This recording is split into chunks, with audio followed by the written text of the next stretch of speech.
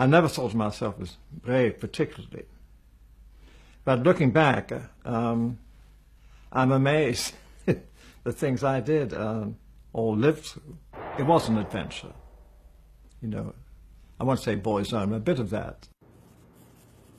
Brian Stonehouse appeared in a film about secret agents made immediately after the war. During training, he kept a diary. Sunday, January the 18th, Monver Manor. Have written to Savile Row about my uniform. Have nearly reached 12 in speed in Morse. Fired .22 revolver on range this morning and made hand grenades this afternoon and blew up a tree.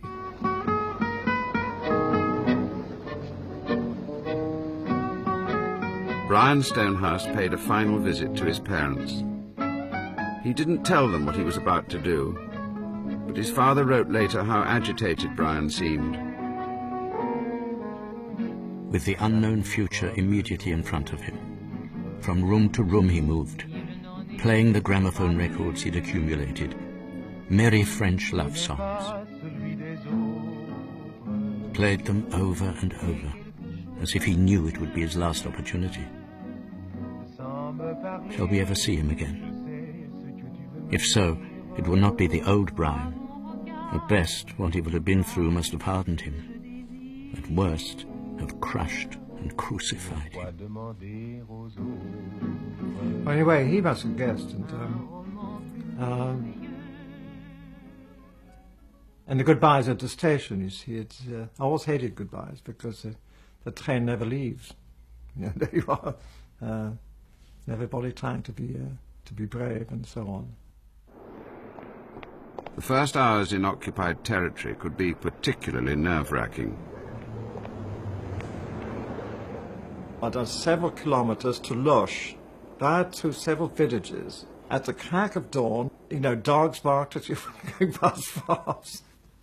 And I had to catch a train for Limoges, I think the 7:18 or something. There were countless details to worry about. Would his false papers stand up to scrutiny? Were his food coupons in date? How good was his accent? Was he plausibly dressed? An empty carriage, except for this one woman sitting by the window. And eventually, you know, I don't know, it was a nice day or something, and looked at my shoes and said, "My God, I love your shoes." And my brother bought exactly the same pair of shoes in England in 1939. So I said, "My God, you know." He had found a chateau outside Lyon from which to transmit. Over half a century later, he returns.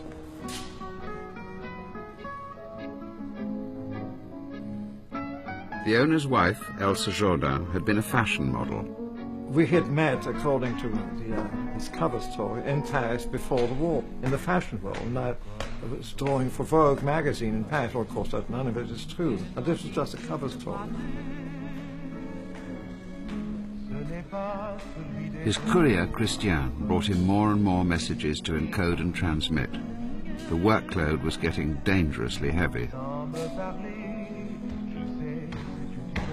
In Lyon, what happened was that some of the radio operators had been arrested before me, and all their stuff came to me, you see, to send to London through me, and I did it, and that's when I was on the air for hours.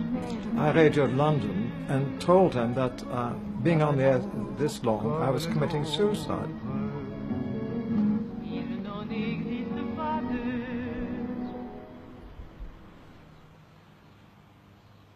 Inevitably, the radio detection vans pinned him down. This is the room where I was transmitting.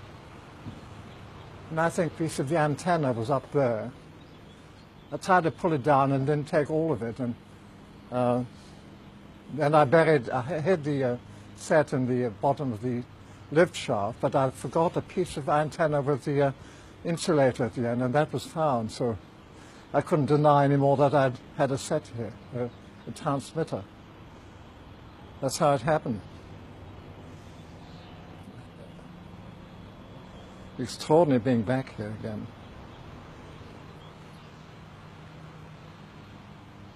Brian and Christiane were arrested sitting on the back step, pretending to be a kissing couple. On her way to the chateau, she had actually seen the radio detection vans, but hadn't warned him. It was careless, it certainly wasn't deliberate. I didn't really blame her. But one person knows the truth of what happened that day. The then owner's wife, Elsa Jourdain. Elsa. Salut, comment ça va? La petite, t'as pas changé du tout? Oh non, Oh, pas du tout. pas du tout. Et ça, c'était ma dernière robe du soir. Et ça, j'y tiens, d'autant plus qu'elle est signée de ta main. Ah oui, justement. Voilà. To my dearest Elsa, who was the staunchest friend I had in an hour of tragic events, ever yours, Brian. Et ça ne ment pas. Non.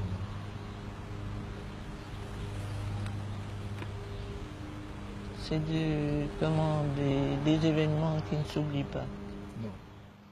Brian then learns that Christiane didn't forget about the detector vans. She simply decided sending the messages was more important. Realizing she'd seal Brian's fate, she was suicidal with remorse. C'est là aussi que Sabine voulait sauter. Elle voulait sauter? Elle voulait sauter. Je l'ai rattrapée par la manche, j'ai dit, vous ne sauterez pas. Ah ben je ne savais pas. Non seulement elle nous fichait dedans, et elle se tuait, Ah ça, je ne savais pas que... mais elle était ma boule de tien, de toi. Elle était, Ah oui? elle était très amoureuse. Ah, nous étions des jeunes.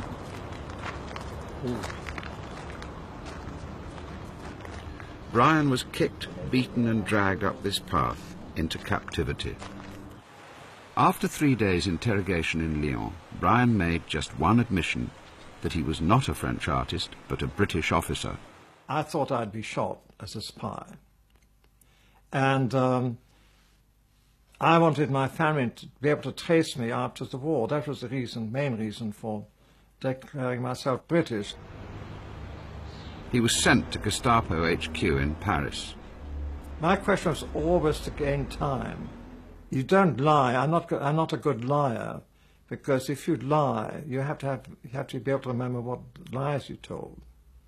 And so I tried not to lie for that, not for any moral reason, but for the fact that if I'm asked something 3 months later, and I'm not necessarily remember what it is I said, what I invented.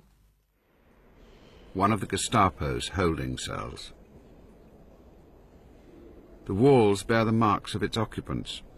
French resistance fighters, downed RAF pilots. Many did not survive. Brian gave nothing away to the Germans under interrogation. As I say in French, je peux dormir le cœur tranquille. I can sleep with a tranquil heart. Brian's parents didn't learn he was missing until over a year after his arrest. By then he was on his way to the first of 5 Nazi concentration camps. On the day Dachau was liberated, he was photographed among the mass of prisoners, along with another agent, Bob Shepherd. A week later, both were back in England.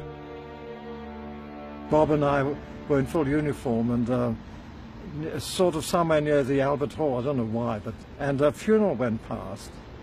And we started laughing because we thought, all that fuss for one corpse. And I think one used to laugh because that's one's only defense. If you started crying, it's